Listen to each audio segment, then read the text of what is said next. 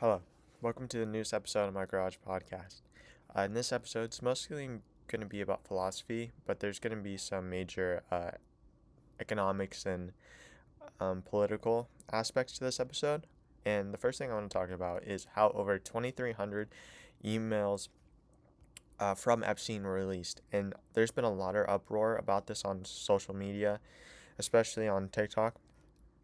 It's kind of funny to say, but basically, the gist of the situation is that Donald Trump, how do I say this in a in a friendly way? Like Donald Trump was very friendly with Bill Clinton, and the reason that people believe this is because in the Epstein emails, there's a lot of references to Bubba, and Bubba is a known nickname for Bill Clinton.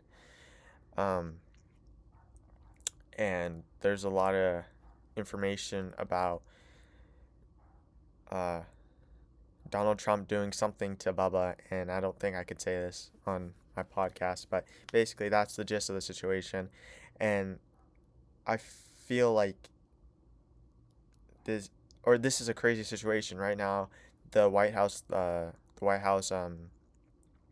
social media teams, they're trying to do, especially on Twitter and or X now, especially now they're trying to do damage control, cleanup control. They're posting a lot about how Donald Trump is like this good guy. He's like a family man. Let me see if I can pull this something up. Pardon the unpreparedness of my situation. Like something like this, like America. It's inverted, but it said the caption is Americans power couple, and there there's been more posts about that recently, trying to paint Trump as his family man, and not have him in connection, not show his connection to the Epstein files, even though it's pretty well known that it's more than likely that he is a part of the Epstein files, and there's a reason they haven't been released, especially now that Trump's own guys, Cash Patel, they're refusing to release the Epstein files, and some people are saying that, um, or especially some Republicans are saying the only reason that they want the Epstein files to be released is because of Trump, that he might be a part of it, and that he would probably get rid of he would probably not be president anymore. And I'm sure that there's some truth to that, but there's also been Democrats online saying that they don't care, they just care, even if there is Republicans and Democrats in the Epstein files, they want them to face repercussions for their problems, and a lot of people are just kind of upset about the corruption when Trump's whole campaign is that he was going to release the Epstein files, he was going to do all these other things, but he's kind of failing horribly at what he's trying to do, especially with how volatile or how risky stocks have been right now. There's been so many rises and falls, especially with um, major stocks like Palantir, like just a week ago, where they fell over like 10% of its, how it lost over 10% of its value, and many people are just upset about this situation, and it's just I feel like this is just a crazy situation just to be in, to live apart, just to seeing this in live, uh, and see this in real time, where this is gonna, no doubt this is gonna be in history books about the corruption that these people have, especially our leaders right now, the corruption that these people have had, the corruption these people have, and you can even go back in history, the Bay of Pigs, the corruption that they were trying to, how they were trying to overthrow governments because they didn't follow America's rules, and I feel like right now, because of this, there's kind of been a shift in both parties, more with Democrats and Republicans. I see, especially online, there's Democrats, there's Republicans right now. They're saying that Trump is how the Republican Party is splitting into like three different subcategories, um, where some believe that Trump is not doing enough. He's too, like, they don't think he's conservative enough. They think that he could do be doing a lot more. And then there's the other Republican Party, the MAGA Party, where they blindly follow Trump. And then there's a third one where it's kind of the opposite, where they think that they're trying to get away from Trump, but they still believe in the Republican Party. And because of this shift, I think that there's going to be, in the next election, there's going to be another rise of a Donald Trump like figure or somebody like that who will. Oh my God, it's winter and there's still bugs. I feel them all over my legs. But how there's going to be a rise to another person like Trump because of this split. And I also feel like there's also a there's also become a Democratic shift. Similarly to the Republicans, that they believe that the Democrats aren't doing enough, that they're pushovers and they should be pushing for more, and they're not being how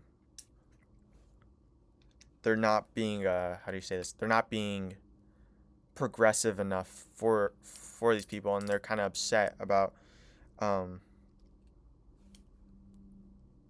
they're being the Democratic Party. They're upset about how there's kind of been,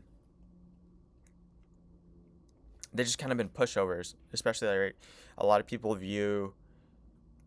Also, the government shutdown is over.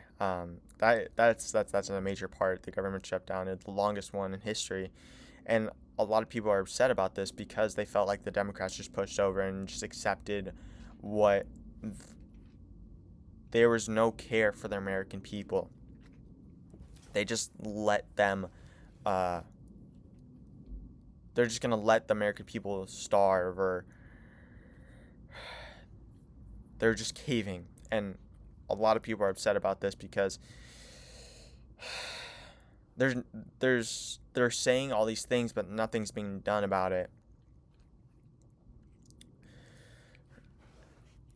And I feel like this whole situation is just very it's very harsh, or it's very disappointing, to say the least, with the amount of bad things that are going on. There's been a lot of uproar about people not finding jobs, and um, people not being able to feed their families because of our leaders. They're frankly very weak, and at the end of the day, they're just human.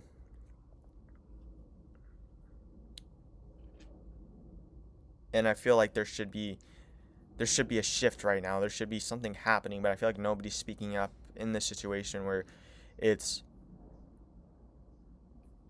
where it's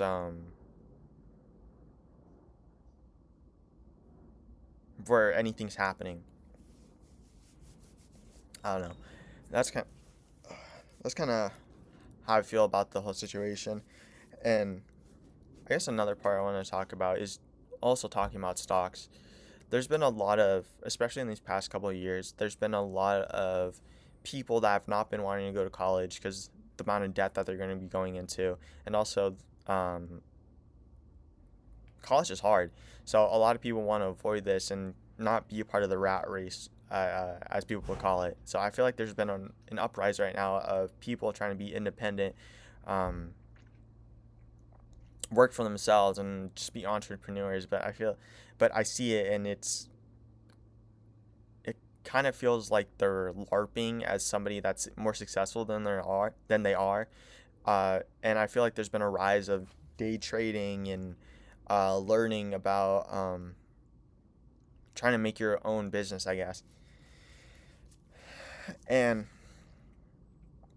when it comes to day trading, I've joined this club at my school, and I find a lot of people ask well, basically the club is just about the field that I'm in, economics and finance and all these other things like Wall Street and just things of that nature. And the whole idea of the club is they get somebody from a big firm or somebody that works at a like a top 500 or a Fortune 500 company, and they get them down to our school, and they start asking them interview questions and kind of things like that. And also and and especially when the guys from JP Morgan or or the just investment firms, investment banking, where they deal with those stocks and they're brokers and all these things. Um,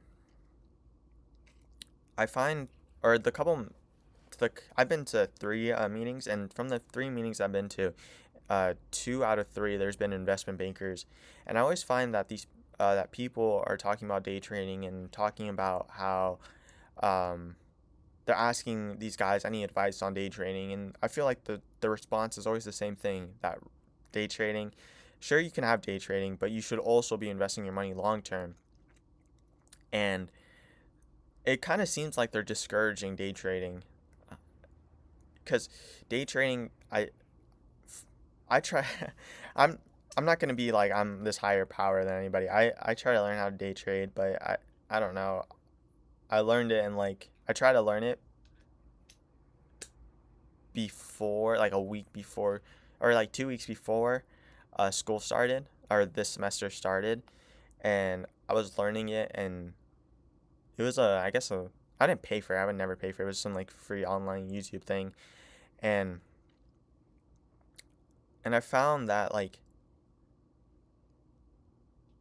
you need to have a lot of capital to invest in day trading, and it's even at that, most day traders, they recommend you to like invest like 1 to 3% of your total value. So like if you have $100 that you want to day trade with, you're only like realistically um putting $10 on a trade, and betting that's going to go up. um and I feel like these people that or these YouTubers now that have succeeded in these fields of day trading and all these things, I feel like they're they sure, they've succeeded in the amount of things that they've done, but I also feel like they have a lot of capital, and they're kind of different from most people because they have a lot more patience. And when it comes to people that are learning this, they're impatient. They see these YouTubers that have these lavish lifestyles. They're buying like $2 million cars or $300,000 cars, and being a kid, you just see this and you don't want to work. Um, and these kids, they're being impatient. They're learning day trading, and they they're not being patient enough to learn it, because most of these day traders at that, they spend like 2 years, 3 years trying to learn it, and now they're making a lot of money, and people only see the final product, and they don't see the amount of work that was put into it. And because they don't see the amount of work that was put into it, it's just really hard for these people to the people that are learning. They're trying to be able to make money. And even with day trading, it's a highly risky thing, because you're trying to predict something that's unpredictable based off patterns. And like the more that you talk about the like the scarier, or like not the scarier, like the stupider it sounds, the more stupid it sounds, uh based off trends and highs and lows of the stock. um you're going to try to predict what's happening next, when it's something that that most people don't spend 4 years in college trying to understand. And even the highest, like people that have been established in the day trading space, they're losing upwards. There's days where they lose upwards of like $80,000, and then they don't make it back for like 2 weeks. And just imagine little kids or teenagers, they're doing this, and say they don't have self control. They have $100 in their account, and they end up trading it on one thing. They place a trade and they lose it, and the they end up owing the brokerage money. So I don't know. I feel like there has to be better ways, and I kind of understand why these investment bankers and these guys at the in these fields, why they they tend people they tend to tell people to avoid these types of things. Um, okay. Um, they tend to tell these people to avoid these types of trades, and they I also find it funny. They always ask like, do you have any advice, like what's like they try to get insider level information from these guys that are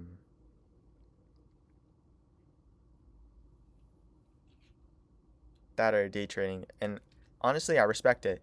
It's They're putting themselves out there for to help support their family, and especially right now at a community college, it's a very hard situation. A lot of people, they very dislike community college. I could see how community college is great. It allows people from lower income neighborhoods, and people that have,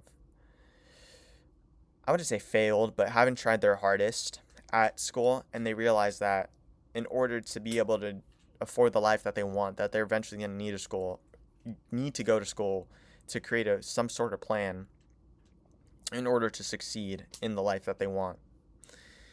And so I respect that, but I just find it funny. These investment bankers guys, they always just say the same thing. It's like, I kind of don't recommend you to do that. And it's it's just kind of funny. Um, I kind of want to, sorry.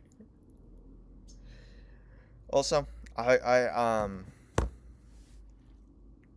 wanted to say that the S&P 500 is, as of today, it's down 4%. It's 3.38%, and over the week it's down 50%. Or no, my bad. It's down 0.76%, which is it's it's still crazy. It's losing a lot of value since what happened to Palantir, and now we're getting actual reveals of how the stock market is actually performing. Um, and based on my observation, and not as a economist or somebody that has a lot of knowledge about the situation, I want to say that it is more than likely that the AI bubble is going to burst soon. Um, and you could, I want to fact check this from actual economists and people and analysts and investors, but for the most part, I see this as there's going to be a huge fall. And in this situation, in the past, I think it would be a better situation to invest, and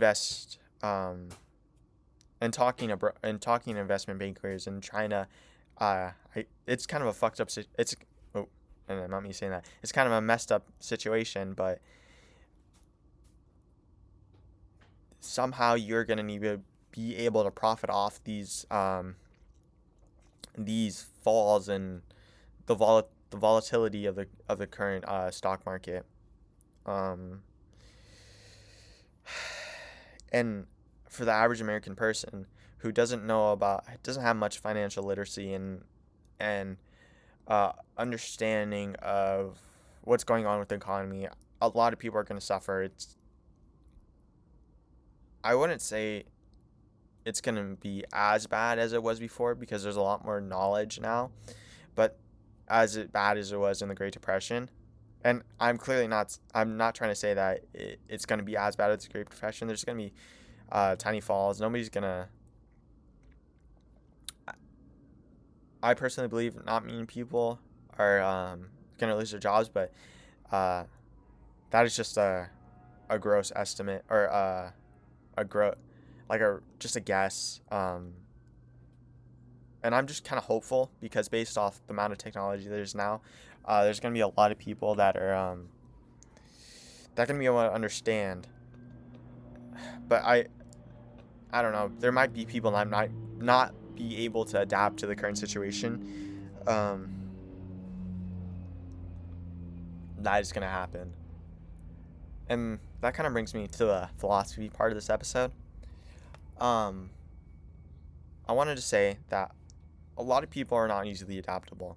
And I find myself struggling with this problem a lot. Like just a week ago, I think it was a week ago, I had to wake up really early to get my classes for next semester and over the winter session. And I was really freaking out. I was freaking out about the fact that I wasn't going to be able to get the classes that I was going to be able to get. And I was really doubting myself. And in that situation, I really wish that I was able to take a step back and actually look at the whole situation and weigh out the pros and cons and just be positive that one day, or that even if I wasn't able to get all the classes that I did need, that eventually somebody might drop the class that I do need, and I'll be able to figure it out. And like this week, I had a exam and a paper due, and I also had like 4 other assignments I needed to do, and not being easily be able to adapt to my situation, I wouldn't be able to do all the things I needed to do. Like I wrote a paragraph a day for my essay, and it was like a 1,500 word essay. For my math class, I try to learn as much as I could before the exam. Like whenever I had homework, I try to do it like all by myself and try to not get help from my notes or my teacher or YouTube. But after that, I think that helped a lot because this exam, I think I did better than I have. And also understanding the material, being able to help other people in the situation I was in, giving them advice on like where to go next, or if they got lost when they were doing like a problem, I was able to help. And I felt like that didn't just help them, it helped me with a greater understanding of this because they brought up different questions that I wasn't even thinking about. For example, I'm doing calculus too, and there's this thing called the comparison theorem, and they were just asking questions about like how do we know to compare with this number and just like this, and it brought up even more questions in my head about thinking about it and just like trying to understand it.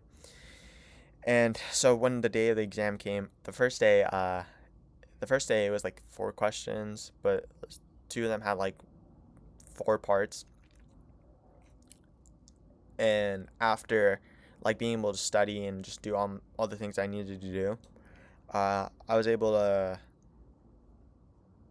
I felt like I had a greater understanding because I saw that problem again, and because I was thinking about it, I felt like I was able to do that problem really fast, which is scary, but I was still able to do it, and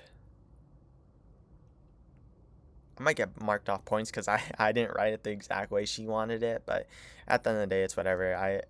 I still put my hardest into it, because on Tuesday it was Veterans Day, so we had the day off, and then from Saturday to Sunday I was just studying as much as I could. Um, Actually, that my registration was 2 weeks ago. That's kind of crazy. Uh, it's crazy how fast time flies, and also um, be able to be easily adaptable. I was able, because right now I'm starting my transfer process, and I already wrote all my essays and I already did all that information, and I'm just I need to take a step back and be easily adaptable to if I don't get accepted, or if um, if I'm not able to transfer. I know it's a scary thing to say out loud, but I just need to accept it and just kind of learn to be easily adaptable.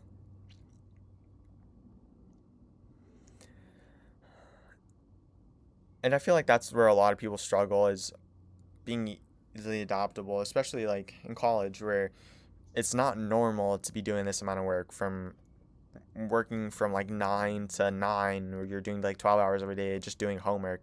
And I feel like that's why a lot of people are not struggle in college, because it's something that it's new. A lot of people, especially me, I in high school um I didn't really need to study, because I was kind of taking, I would say, easy-ish classes, but I wasn't I didn't need to study, also because of the fact that I have a whole year to do one class.